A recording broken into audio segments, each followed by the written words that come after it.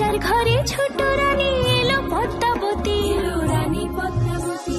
রাজার আরো 6টি রানীর ছিল না সন্তান, পদ্মাবতীর কোলালোতে মিলল সমাধান।